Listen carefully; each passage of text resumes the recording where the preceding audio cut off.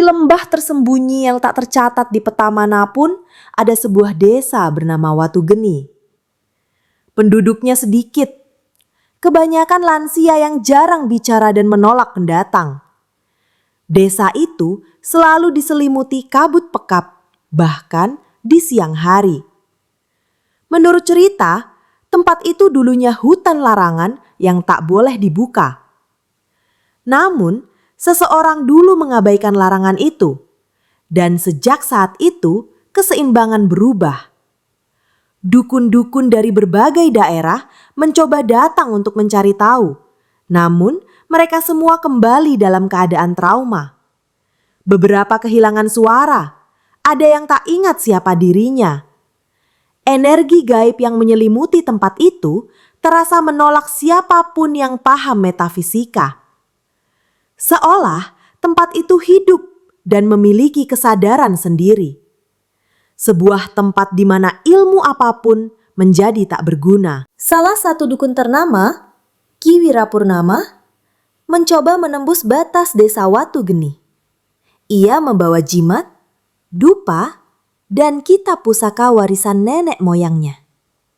Namun, saat ia kembali ke rumahnya di Cirebon, ia tidak lagi memiliki bayangan. Bahkan cermin tak lagi menangkap pantulannya. Tubuhnya utuh, tapi jiwanya seolah tertinggal di tempat itu.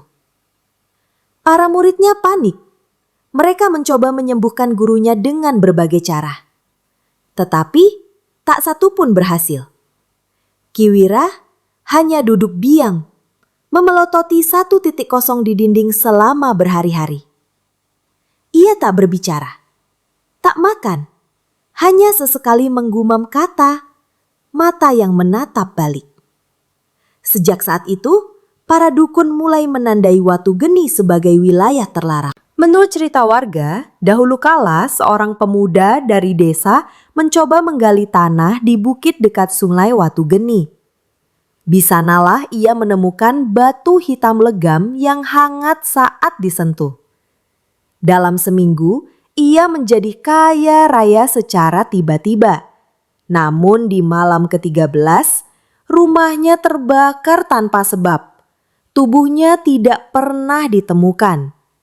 Orang-orang mengatakan batu itu adalah tulang bumi yang tak boleh diganggu. Setiap upaya mengungkap kebenaran tentang batu tersebut selalu berujung pada kematian, kegilaan, atau menghilangnya orang. Bahkan seekor anjing pelacak yang dibawa ke lokasi itu berlari kembali dengan ekor di antara kaki dan tak mau makan selama seminggu.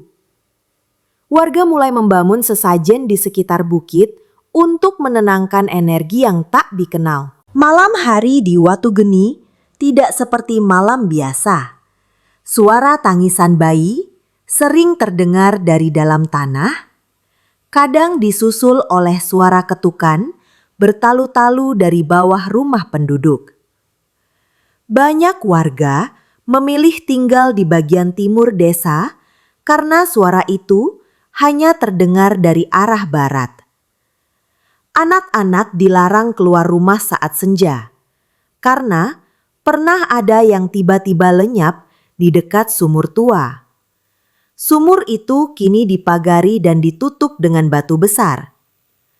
Tetapi ada malam-malam tertentu di mana batu itu bergerak sendiri dan suara air bergemuruh muncul meski tak ada angin. Seorang nenek pernah mencoba menyiram air bunga di mulut sumur dan langsung pingsan. Saat sadar, ia berkata melihat mata berkilat dalam kegelapan sumur. Sejak itu, sumur itu disebut lubang nyawa. Di tengah desa, terdapat sebuah rumah tua yang ditinggalkan selama puluhan tahun. Anehnya, rumah itu tidak lapuk. Dindingnya justru semakin tebal dan tinggi, seperti tumbuhan yang tumbuh. Setiap kali seseorang mengukurnya, keesokan harinya ukurannya berubah. Seorang arsitek mencoba memetakan bentuk rumah itu. Namun kehilangan arah di dalam dan keluar dari pintu yang berbeda. Orang-orang percaya rumah itu dibangun di atas jalur energi besar yang tak diketahui sumbernya. Bahkan burung tak pernah hinggap di atapnya. Seorang dukun muda pernah mencoba menginap di dalam rumah itu untuk mengurai rahasianya. Ia tak pernah keluar. Tapi pada malam keempat, rumah itu mengeluarkan suara napas panjang seperti manusia sedang tidur. Dan esoknya, ada satu jendela baru muncul di sisi yang sebelumnya kosong. Langit di atas Watu Geni selalu tampak berbeda dari desa-desa lainnya. Saat desa tetangga diguyur hujan, Watu Geni hanya mendung gelap. Saat bulan purnama seharusnya muncul, warga hanya melihat lingkaran merah samar seperti mata yang menatap. Kadang muncul kilatan cahaya dari langit tanpa suara petir atau angin. Langit di atas desa itu seperti lapisan tipis antara dunia nyata dan sesuatu yang lebih tua. Seorang ahli astronomi pernah bermalam di Bukit Timur untuk meneliti fenomena langit ini. Ia membawa teleskop dan pencatat waktu bintang. Namun malam itu, ia menjerit seperti orang kerasukan dan menghancurkan teleskopnya sendiri. Ketika dibawa pulang, ia berkata, "Bintang-bintang bergerak, seolah menghindari sesuatu di atas desa ini." Tak lama, ia menghilang dari rumah sakit jiwa tanpa jejak. Ada satu keluarga di Watu Geni yang memiliki anak yang tak pernah tumbuh dewasa. Bayi laki-laki itu lahir 18 tahun lalu, tapi tubuhnya tetap seperti usia 3 bulan. Anehnya, ia tetap hidup, bernafas, dan kadang tersenyum, namun tak bisa berjalan, bicara, atau bertambah besar. Warga desa takut menyentuhnya, apalagi menatap matanya yang terlalu tajam untuk bayi. Beberapa dukun mencoba menjelaskan bahwa bayi itu adalah tumbal yang ditolak. Tubuhnya dikembalikan, tapi rohnya tidak pernah lengkap. Ada yang percaya bahwa bayi itu adalah wadah penjara bagi sesuatu yang tak boleh dilepaskan. Ayahnya pernah mencoba meninggalkan desa bersama bayi itu, namun mobil mereka meledak di tikungan sebelum keluar gerbang desa. Aneh, hanya si bayi yang selamat tanpa luka sedikit pun. Di tengah hutan kecil sebelah barat desa, terdapat 2 tiang batu yang menyerupai gerbang. Tidak ada jalan, tidak ada bangunan, hanya gerbang yang berdiri sendiri. Siapapun yang melewatinya merasa seolah waktu terhenti sejenak. Burung yang terbang melintasinya akan langsung jatuh mati. Satu ekor sapi yang pernah digiring melewati gerbang itu langsung diam membatu, lalu menangis seperti manusia. Para tetua berkata, gerbang itu dulu dibangun oleh makhluk dari dimensi sejajar. Konon, hanya yang terpilih yang bisa melewati tanpa dampak. Namun, belum ada yang berhasil. Dukun-dukun senior yang mencoba ritual pembukaan gerbang selalu mengalami mimpi buruk yang sama. Lorong panjang penuh tangan berdarah menarik mereka masuk. Sejak saat itu, warga menanam pohon berduri di sekitar gerbang untuk membatasi akses. Di halaman balai desa, berdiri sebuah pohon tua yang daunnya tak pernah gugur. Akar-akarnya merambat jauh ke dalam tanah, bahkan tembus ke rumah-rumah sekitar. Sudah 3 kali pohon itu dicoba ditebang oleh pekerja desa, tapi kapak selalu patah sebelum menyentuh batangnya. Seorang pria yang nekat membakar pohon itu justru terkena stroke esok paginya. dan lidahnya membengkak hingga tak bisa bicara. Konon, pohon itu tumbuh dari titik jatuhnya petir kuno yang disebut petir guntur jagat. Kilat gaib yang membawa energi dari langit lain. Beberapa dukun yakin bahwa roh penjaga desa bersemayam di akar pohon tersebut. Menebangnya berarti memutus simpul keseimbangan dan akan membuka celah ke sesuatu yang seharusnya tertutup. Kini, pohon itu dililit kain merah dan selalu diberi bunga melati setiap malam Jumat Kliwon. Anak-anak di Watugeni dilarang bercermin sendirian, terutama saat matahari terbenam. Alasannya aneh. Bayangan dalam cermin kadang tak sesuai dengan gerakan tubuh. Beberapa anak mengatakan mereka melihat sosok ketiga berdiri di belakangnya, meski ruangan kosong. Seorang ibu bahkan pernah pingsan saat mendapati wajahnya dalam cermin sedang menangis, padahal ia tidak. Salah satu dukun dari luar desa pernah mencoba meneliti salah satu cermin tua yang diwariskan turun-temurun. Ia mengolesinya dengan minyak khusus dan membacakan mantra. Tiba-tiba, kaca cermin retak membentuk wajah samar yang menjerit dalam diam. Setelah kejadian itu, sang dukun menjadi bisu. Ia hanya menulis satu kalimat di dinding rumahnya. Cermin itu melihat jauh ke dalam, lebih dari yang kita bisa bayangkan. Di sebuah jalan setapak menuju hutan, ada jejak kaki yang selalu muncul setiap pagi. Tidak peduli seberapa sering tanah itu disapu atau diguyur hujan, jejak itu kembali, tepat di tempat yang sama. Ukurannya kecil, seperti milik anak-anak, tapi terlalu dalam, seolah dilangkahkan oleh beban yang sangat berat. Warga percaya itu adalah jejak dari arwah anak yang dulu hilang di malam sunyi. Tak ada yang berani mengikuti arah jejak itu, karena dikatakan siapa yang mengikuti akan ikut lenyap. Seorang dukun wanita dari Tegal mencoba mengikuti jejak itu dengan mantra pelindung. Ia melangkah pelan dengan dupa menyala di tangannya. Tetapi mendadak asapnya berbalik arah dan mengepul ke wajahnya. Ia jatuh pingsan dan saat sadar, ia sudah berada di depan rumah warga. Namun tanpa ingatan apapun. Tangannya terus menggenggam segenggam panah basah yang entah dari mana asalnya. Jejak itu tetap ada keesokan paginya, tak terganggu. Di pendopo tua dekat sungai, tergantung sebuah gong kuningan besar yang konon dibuat oleh empu dari masa Majapahit. Gong itu tidak pernah dibunyikan.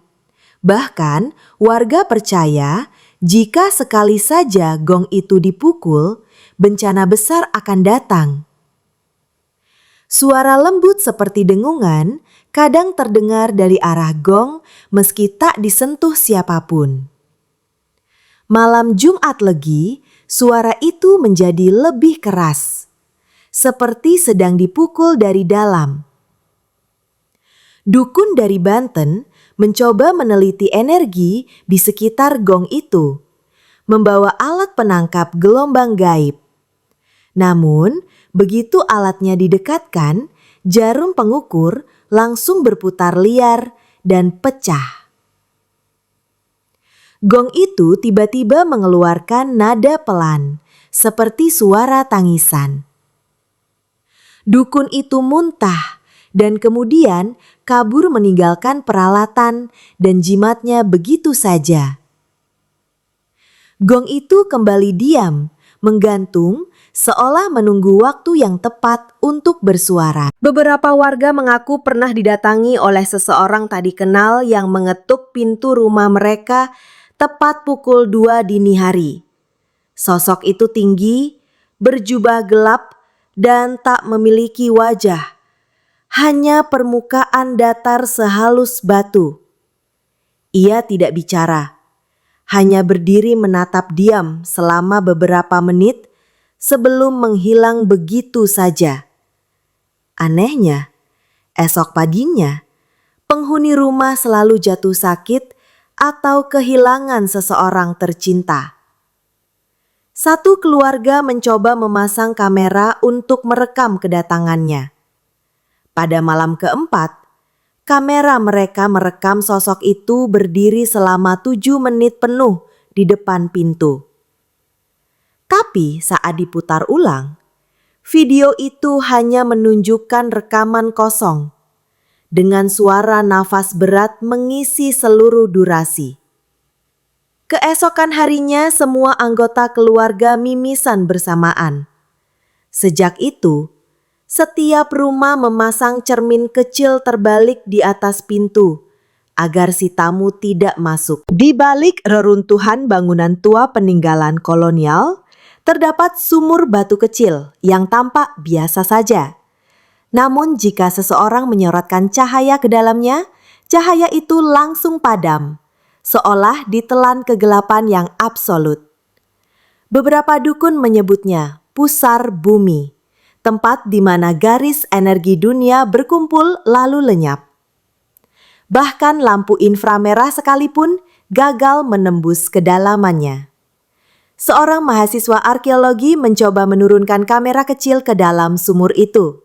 Beberapa meter turun, gambar menjadi hitam dan suara mendesis muncul dari speaker. Kamera ditarik kembali dalam keadaan terbakar hangus. Dukun lokal memperingatkan bahwa sumur itu tidak sekadar dalam secara fisik, melainkan menembus ke ruang yang bukan bagian dari dunia ini. Beberapa percaya itulah asal dari semua anomali di Watu Geni. Jalan masuk menuju desa Watu Geni dulunya adalah jalan kuda yang digunakan para pedagang. Namun kini, setiap hewan yang hendak memasuki jalur itu akan menolak melangkah. Kuda mendadak meringkik dan mundur. Kerbau mendadak duduk dan gemetar. Hewan-hewan seolah bisa merasakan sesuatu yang manusia abaikan. Gelombang energi yang membuat mereka ketakutan tanpa alasan logis. Beberapa dukun mencoba menuntun kuda mereka dengan jimat penenang, namun tetap gagal.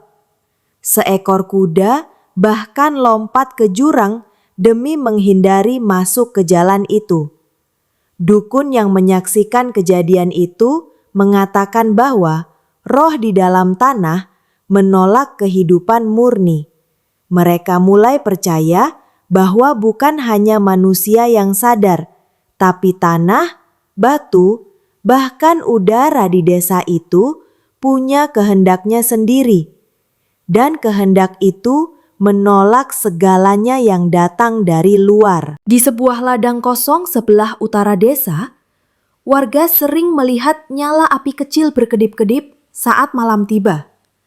Api itu tampak seperti obor, namun tak menghanguskan rumput di sekitarnya. Beberapa anak pernah mencoba mendekat, namun api itu selalu menjauh meski tak ada angin. Suatu malam, seorang pria mabuk mengejarnya, dan esoknya ditemukan dengan mata terbelalak dan tubuh kaku seperti batu. Tidak ada luka bakar, hanya bau belerang menyengat dari mulutnya. Dukun dari wilayah selatan menyebutnya sebagai api penggoda, entitas gaib yang menyesatkan jiwa yang lemah. Ia tak bisa disentuh dan tak bisa dipadamkan. Api ini muncul hanya saat bulan gelap dan selalu di tempat yang berbeda. Anehnya, setiap kali api itu muncul, satu hewan ternak di desa pasti mati secara misterius. Warga kini tak lagi berani keluar rumah setelah maghrib, meski suara api itu terkadang terdengar seperti tawa kecil. Ada sebuah batu besar di tengah sawah yang tak bisa digeser atau dipecahkan. Ukurannya seperti gajah Namun yang aneh adalah batu itu terdengar bernafas saat malam tiba. Suara itu ritmis, seperti dada raksasa yang mengembang dan mengempis. Warga sekitar mengaku mendengar desisan lembut setiap kali mendekatinya. Bahkan beberapa pohon di sekitar batu itu tumbuh miring, seolah menghindari sesuatu yang tak kasat mata. Dukun tua dari lereng Gulung mengatakan bahwa batu itu bukan batu biasa, melainkan kulit dari makhluk tidur. Ia pernah mencoba menaruh daun sirih dan bunga 7 rupa di atasnya, dan langsung terhempas ke belakang seperti ditolak oleh kekuatan besar. Batu itu kini dikelilingi oleh pagar bambu dan tidak boleh disentuh. Setiap malam bulan purnama, suara napas itu berubah menjadi geraman lirih, seperti mimpi buruk yang sedang gelisah. Di beberapa rumah tua, warga mengaku sering mendengar langkah kaki berjalan di bawah lantai kayu mereka. Langkah itu tak mengikuti pola manusia, kadang cepat, kadang terhenti lama, seolah mengintai.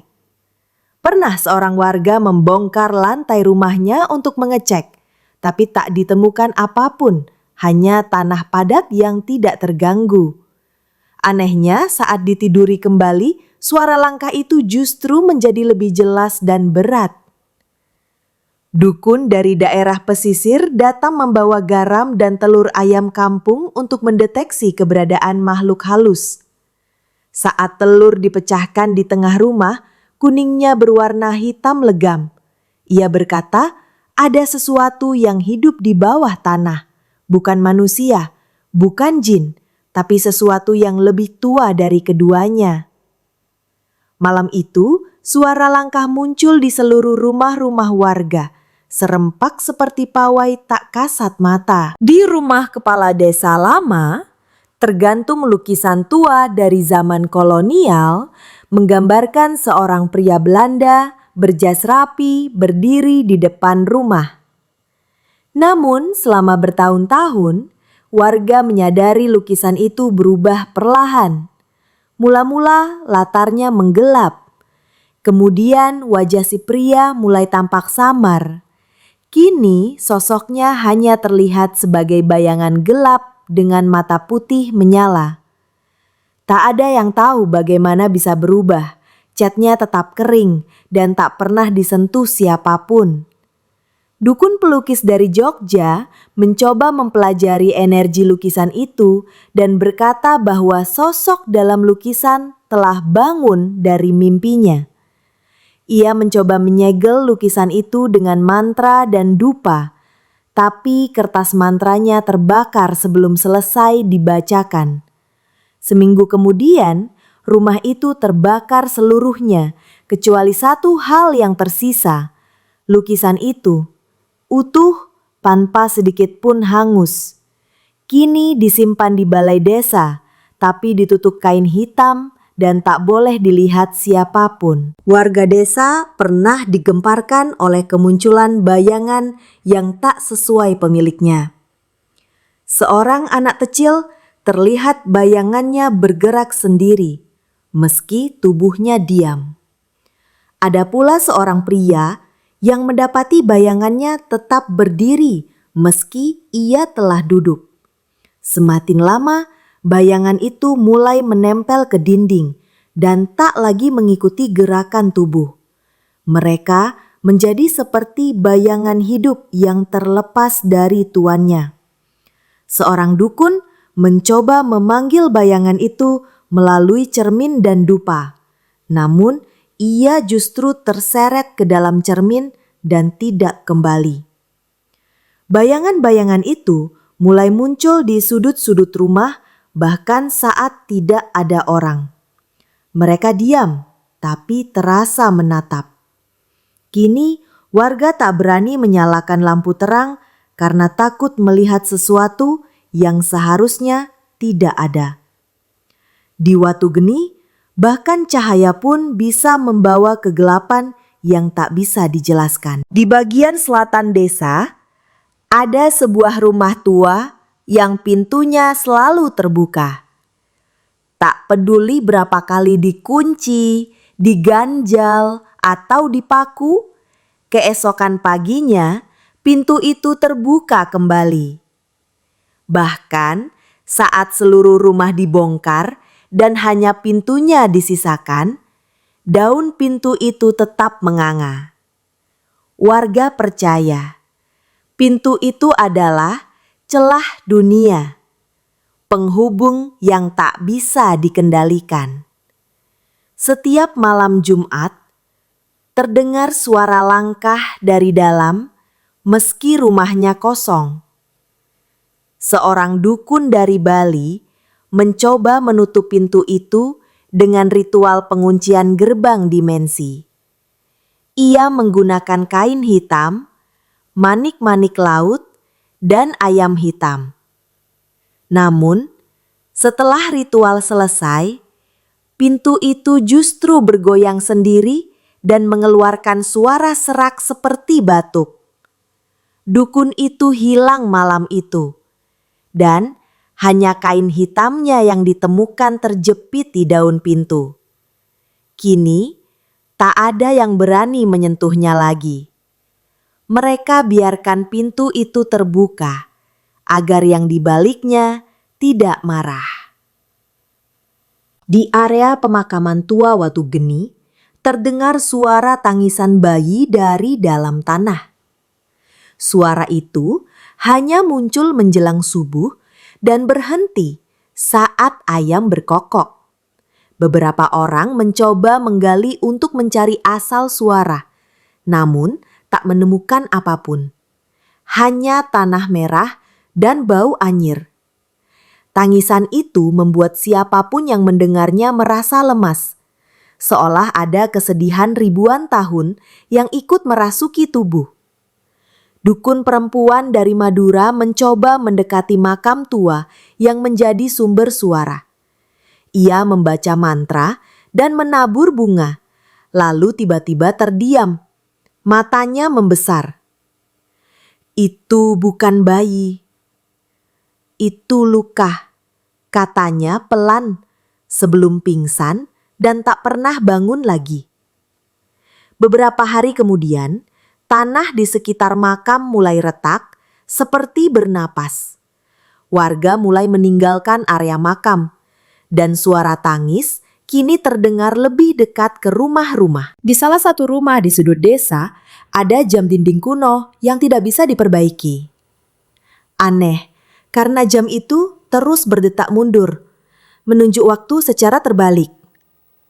Setiap pukul 2 dini hari, jarum panjang dan pendek bertemu di angka 12, dan detik pun berhenti selama 1 menit. Di saat itu, semua suara di rumah akan hilang. Tak ada detik jam, suara jangkrik, atau nafas sekalipun. Hening sempurna. Seorang dukun waktu dari Kalimantan mencoba membawa jam itu untuk dibersihkan. Namun, seluruh peralatannya berkarat dalam semalam. Ia mencoba menghancurkan jam itu, tapi palunya terpental seolah menghantam logam hidup. Dalam mimpi malam itu, ia melihat dirinya tua dan terperangkap di dalam jam, terus memutar waktu dengan tangan sendiri. Sejak itu, tak ada yang berani menyentuh jam itu. Biarlah waktu di rumah itu berjalan terbalik. Di salah satu gang sempit yang menuju kebun pisang, udara tiba-tiba bisa membeku tanpa sebab. Bahkan di siang bolong, suhu bisa turun mendadak hingga membuat napas terlihat. Hewan-hewan seperti ayam dan kucing enggan melewati jalur itu. Kadang terdengar suara bisikan dingin seperti orang mengaji terbalik. Orang yang melewati gang itu sendiri merasa seperti ditusuk-tusuk hawa dingin, padahal tak ada angin. Dukun dari Sumedang pernah menyalakan api unggun kecil di tengah gang untuk menetralkan hawa dingin. Api itu langsung padam dan seluruh korek api dalam saku ikut basah tanpa air.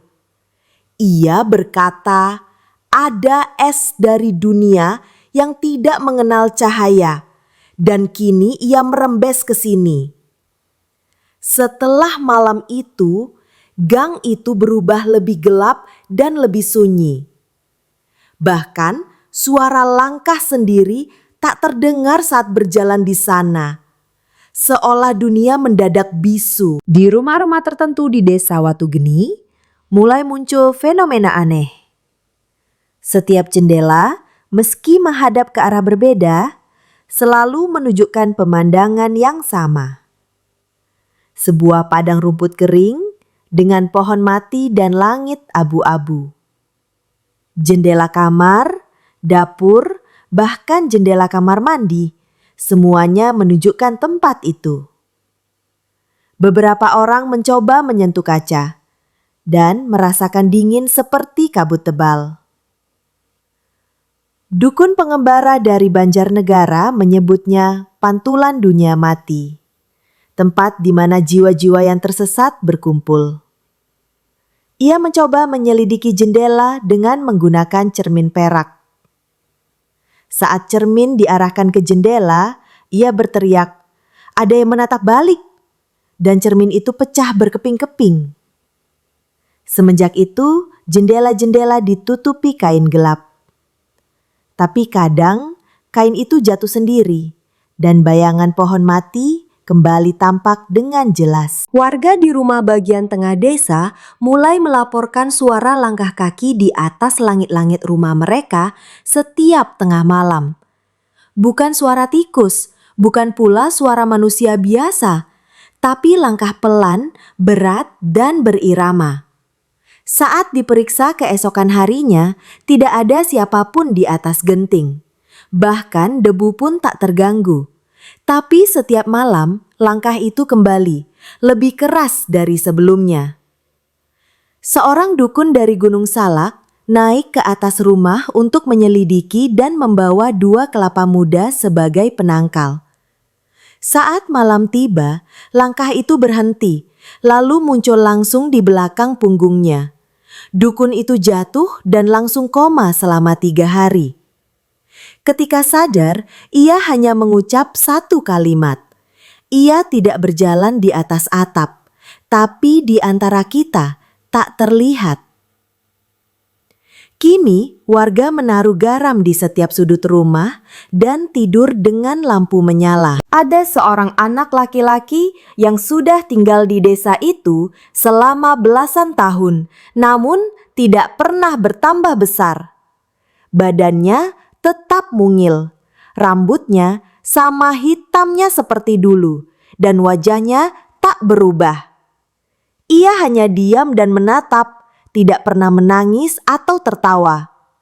Aneh, karena tak ada yang tahu siapa orang tuanya. Ia selalu muncul di jalan desa saat senja, lalu menghilang menjelang malam. Beberapa dukun mencoba menyentuh tubuh anak itu, namun tangan mereka seperti melewati kabut tebal. Seorang dukun mengatakan bahwa anak itu bukan manusia, melainkan sisa dari perjanjian tua. Dikatakan ia adalah pengingat agar desa tidak lupa akan sesuatu yang telah dikubur. Suatu hari, anak itu menunjuk satu titik di hutan, lalu tersenyum samar.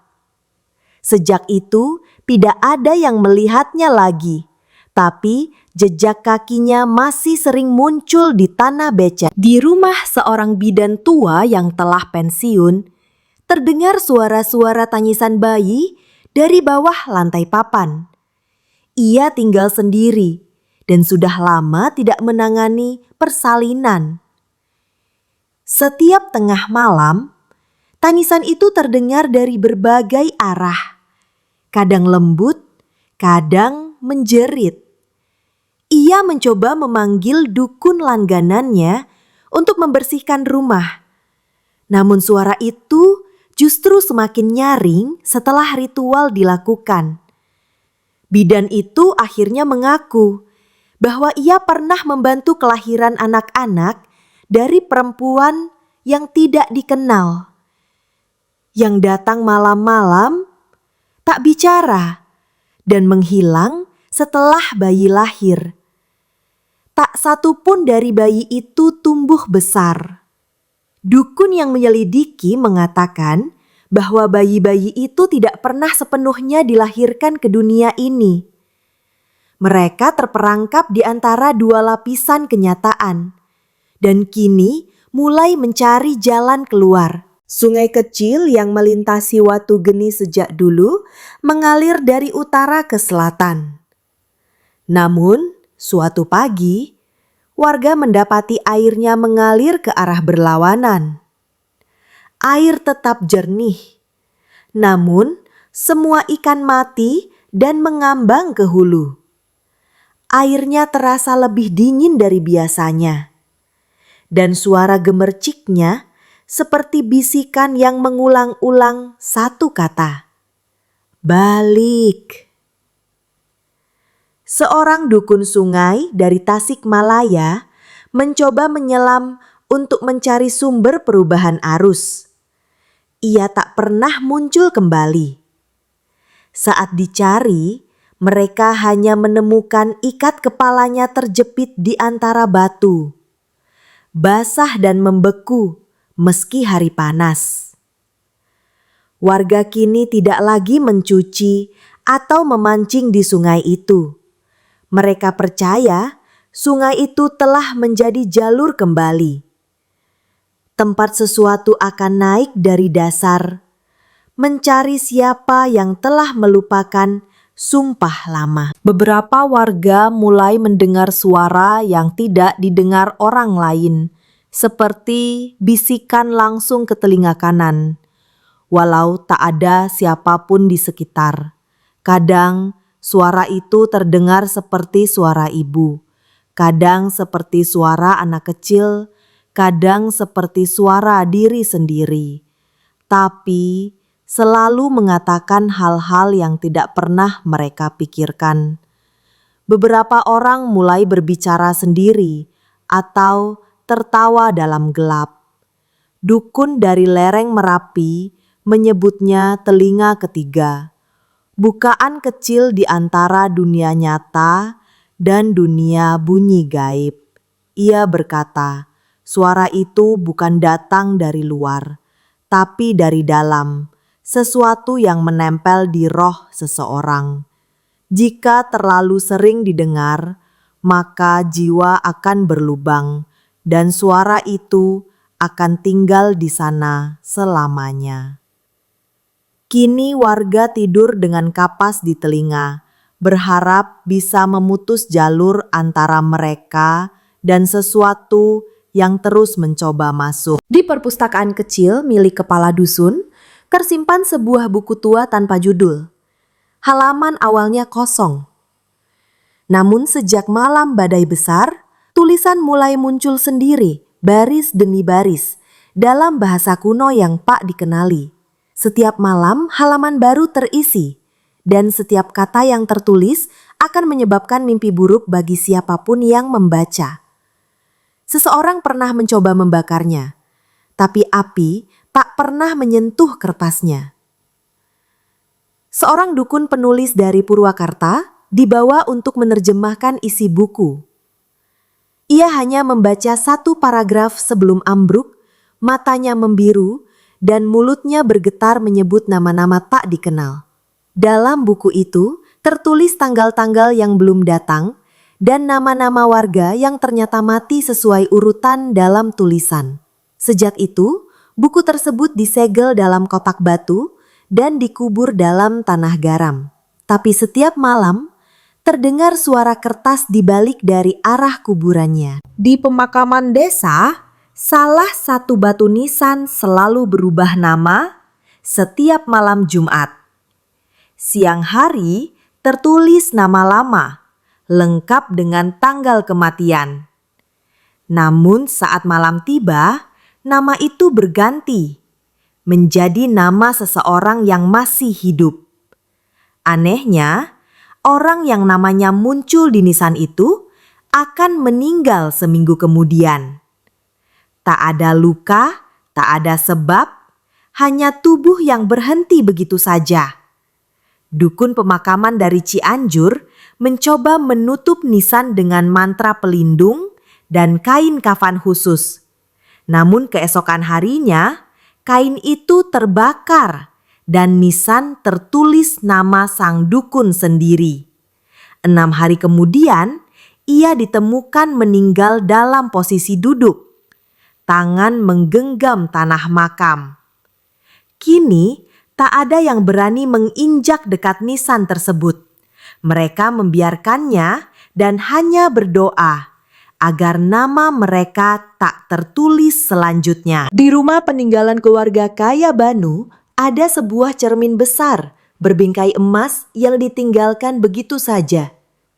Cermin itu terlihat biasa, namun siapapun yang menatap terlalu lama akan melihat bayangan dirinya dalam keadaan sekarat. Seorang pemuda pernah melihat dirinya berdarah di dada kanan, dan 3 hari kemudian ditusuk dalam perkelahian kecil. Sejak itu, cermin itu hanya diletakkan menghadap dinding, diselimuti kain hitam. Dukun dari Banyuwangi pernah mencoba melihat lebih dalam ke dalam cermin itu dengan ritual pemanggilan waktu. Ia menatap lekat-lekat hingga pupil matanya memutih. Ketika ia tersadar, ia hanya berkata, "Kita semua sudah mati, hanya sedang menyadari waktunya."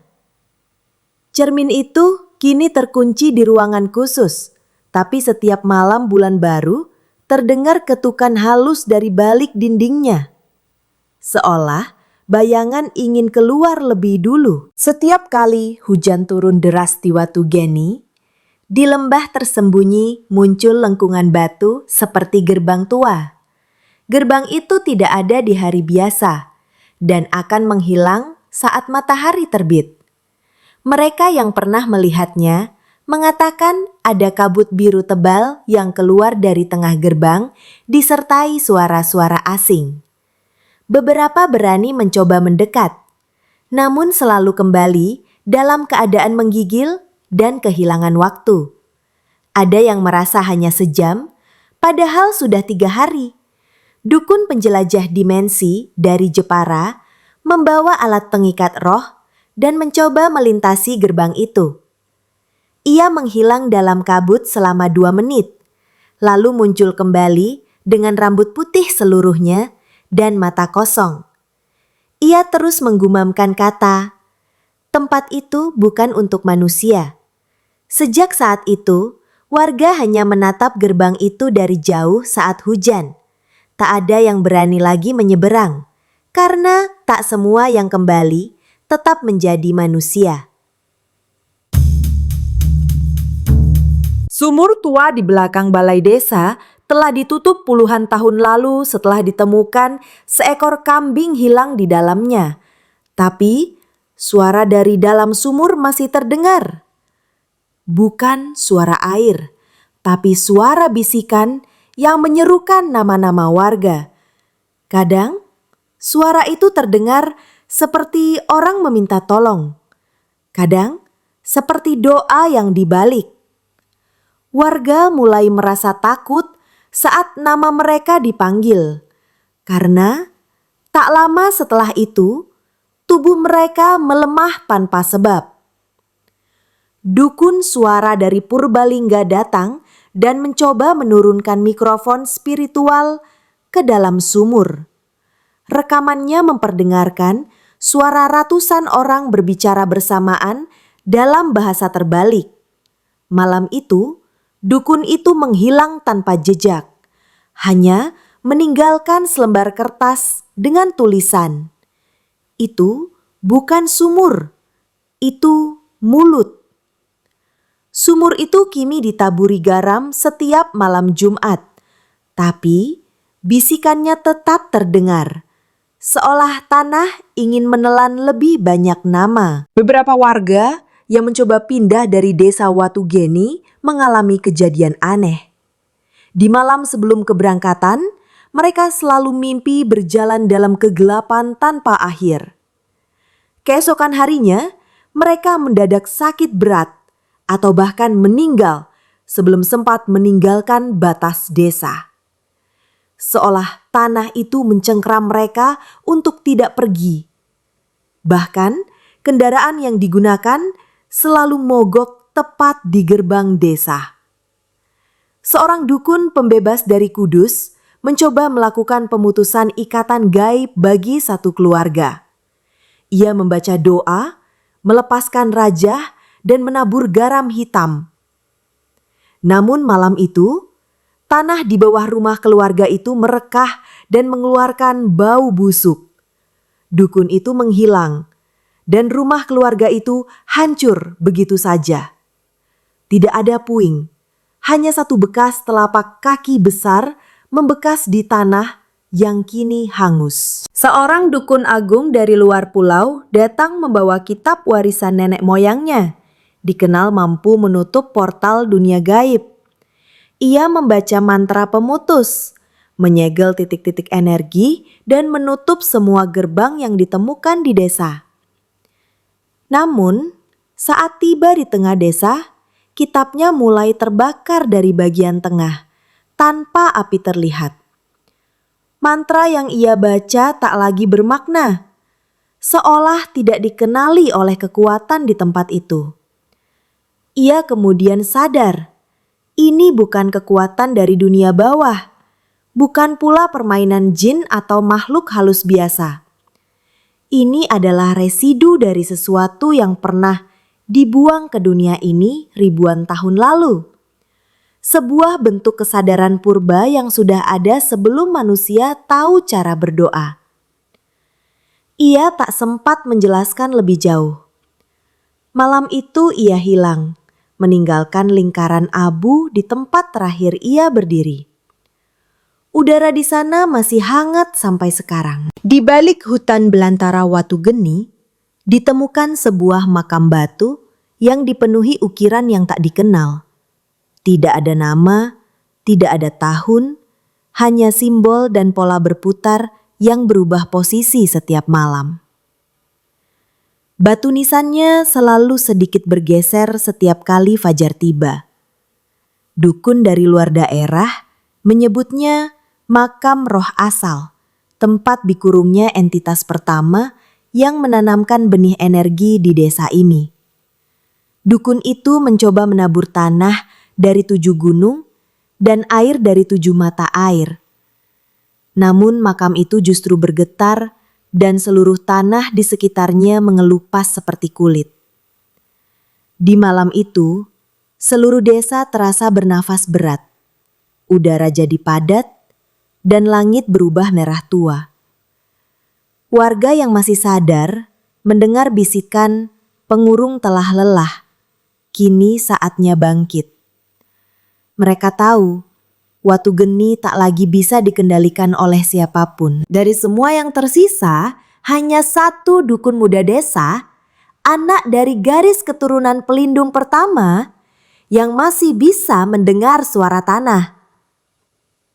Ia bermeditasi di tengah lapangan kosong, di titik yang disebut pusar Watu Geni, tempat energi semuanya bertemu. Di sana, ia melihat kilasan masa lalu.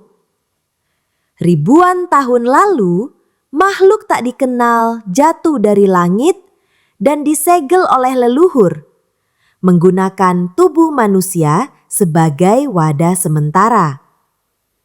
Namun wadah-wadah itu mulai retak. Ia menyadari bahwa satu-satunya jalan adalah mengembalikan kesadaran purba itu ke tempat asalnya, dimensi hampa yang disebut ruah tani. Ia mengorbankan tubuhnya untuk menjadi pengantar, membaca mantra terlarang yang hanya bisa dibaca oleh darah penjaga murni. Dalam kilatan cahaya dan guncangan panah, tubuhnya lenyap bersama getaran energi besar yang menyelimuti desa. Saat pagi tiba, udara kembali tenang. Tapi tidak semuanya berakhir. Setelah malam itu, desa Watu Geni berubah. Tidak lagi ada suara langkah di langit-langit. Tak ada lagi tangisan dari bawah tanah. Tapi waktu juga berhenti. Matahari tidak lagi bergerak. Jam tak berdetik. Warga masih hidup. Namun semua terasa diam. Seolah hidup dalam mimpi yang tak bisa dibangunkan. Tak ada dukun yang datang lagi. Seolah dunia luar melupakan keberadaan Watu Geni. Di batas desa, berdiri papan kayu usang bertuliskan, "Dilarang masuk, wilayah terlarang." Kabut terus menyelimuti desa, dan kadang suara gamelan tua terdengar dari dalam, meski tak ada yang bermain. Mereka bilang Watu Geni kini bukan bagian dari dunia ini, tapi semacam penjara dimensi, tempat sang entitas dikurung kembali, bersama jiwa-jiwa yang pernah menyentuhnya. Dan di malam paling sunyi, bayangan sang dukun muda masih terlihat duduk di tengah lapangan, menjaga.